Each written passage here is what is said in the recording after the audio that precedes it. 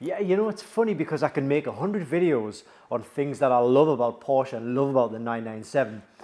And then I make one video on things that I don't necessarily like about it.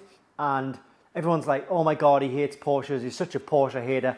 Doesn't know what he's talking about, which is it's quite amusing at times actually. But it's probably the guys who aren't subscribers and don't know me and don't know the channel.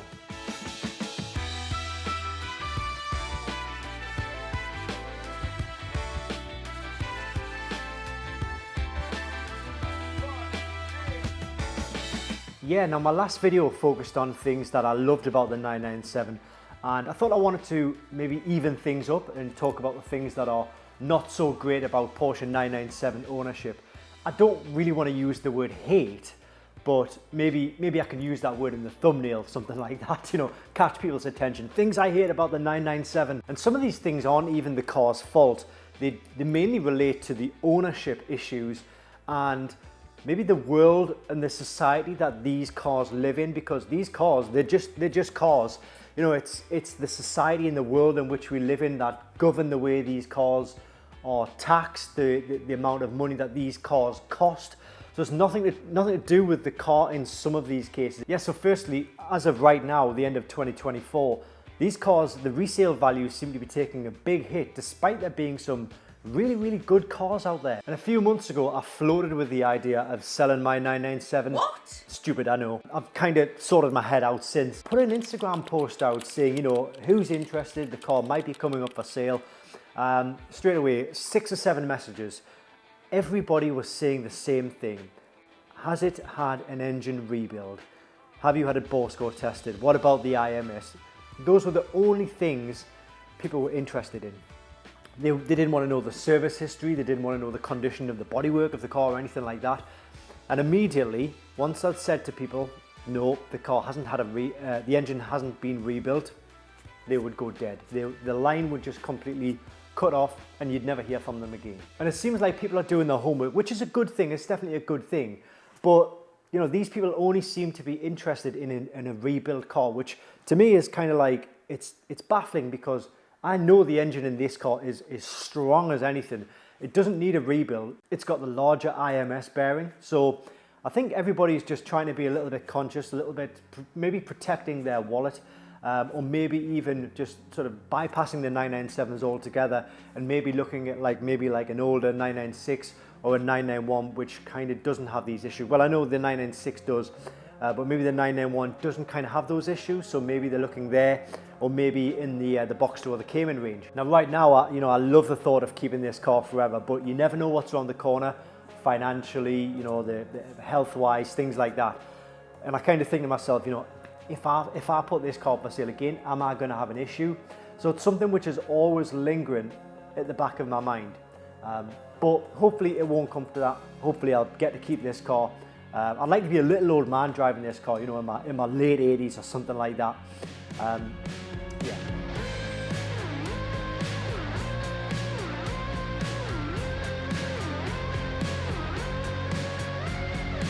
Yeah, and then there's the tax costs, or VED as it's known in the UK. The new tax prices are out at the end of 2024 for the next year. And I think brand new Porsche owners are going to be completely shafted. And then it'll kind of like reduce. I think some cars are going to end up paying like £5,000 in the first year, something like that. Oh my God! Mental. But the yearly tax in the UK, we have to pay like a yearly tax on these cars, and the current tax for this per year is, I think it was £735 for the full year's worth of tax. Yeah, I mean, I know it's not a huge amount of, well, it is a lot of money for a car tax, but it's not a huge amount of money in the grand scheme of things.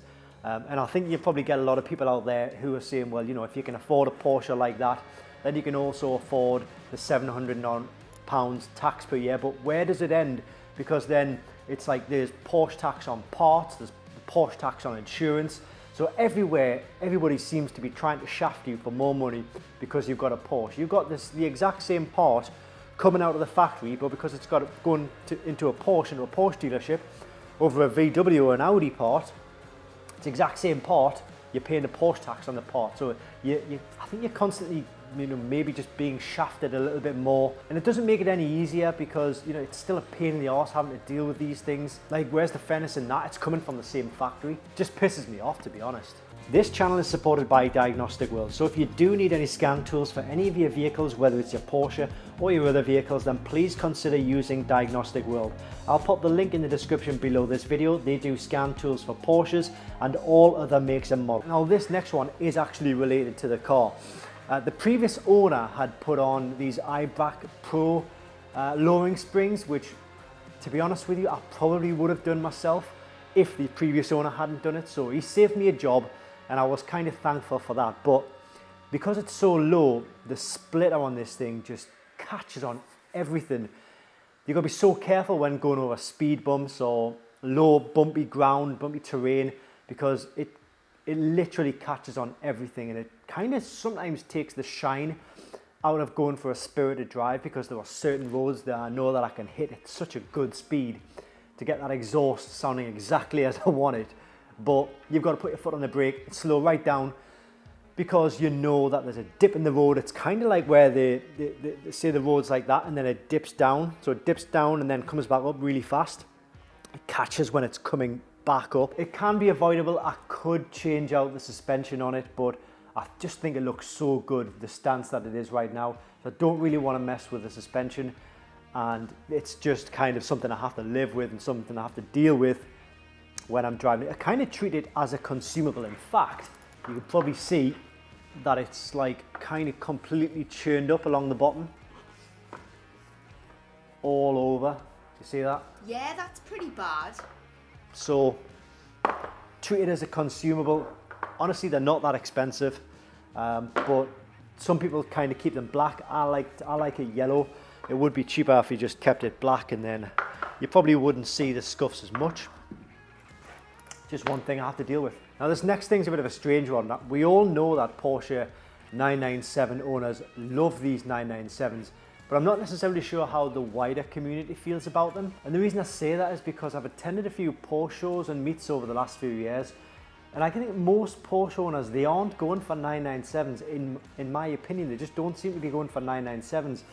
New Porsche owners who are sort of new to the Porsche scene, they all seem to want either an air-cooled 911 or a 991, a 992, and even, because the Caymans and the Boxsters are so well priced, and they kind of offer a bit of a better driving experience when it comes to that mid-engine layout. So I just don't see many 997s at shows. I mean, of course there are some there, they're just outnumbered, so I'm not sure if they're just going through a bit of an uncool phase, like some of the previous generations went through before they actually came popular again. So yeah, I'd like to know how the wider community feel about them. And is there a bigger reason, are these cars going to ultimately not do very well in resale values unless they've absolutely had an engine rebuild? Or are people just wanting to completely stay clear of them and get something that they know will be reliable and they won't have to worry about bore score and IMS issues? What about the IMS? The IMS bearing and the bore scoring issue. Well, I was wondering when you'd bring that up. Yeah, I mean, I think it is an issue. It ties in with my point about not many people wanting to buy these cars because they want to stay clear and they just don't want to have to shell out, 10, 11, 12 grand on a complete engine rebuild. The IMS issue is, to me, it's completely overblown. And the reason I say that is because you'll probably see, you might go onto YouTube and you might see 100 YouTubers saying, my IMS bearing blew up and turned my car to chocolate, something like that. But that's the problem with YouTube these days and sort of online forums.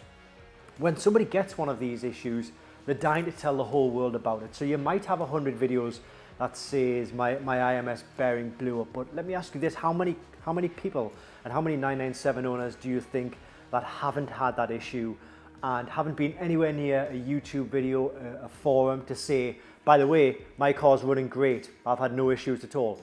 I can guarantee you it will outnumber by thousands and thousands and thousands the amount of people that haven't had issues to the people that have had issues. It's just, I think the problem is you're more likely to be vocal if the car has had an issue than if the car hasn't had an issue and you just carry on with the rest of your life as normal. So that's my take on that. And also I think, I don't know, like, sometimes I feel like these car YouTubers, sometimes they almost want their car to break, they almost want their IMS bearing to go because it gives them content, it gives them, you know, a fantastic YouTube thumbnail where they're going like, oh my God, you know, my car's broke down, I've wasted this amount of money or whatever, it's gonna cost this amount to fix. And yeah, I'm all guilty of that at times, I guess.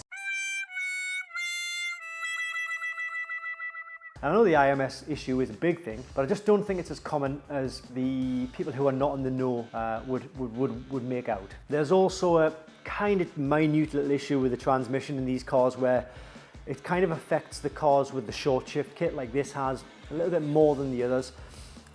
It's kind of, when the car's cold, it's kind of a little bit difficult to get it into first gear. You kind of have to move it around a little bit, not get it into first gear.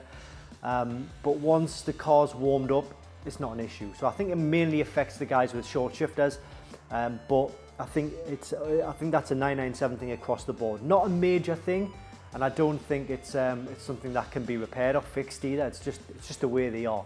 But it's like the amount of times it affects you is like a couple of times a year, so it's not even an issue to me. You know, the 997 to me is it's going to outlive all of the negativity. You can't put a price of the value of one of these cars on paper, in my opinion. You can't put it in an invoice. I mean, Porsche did a stunning job with the 997.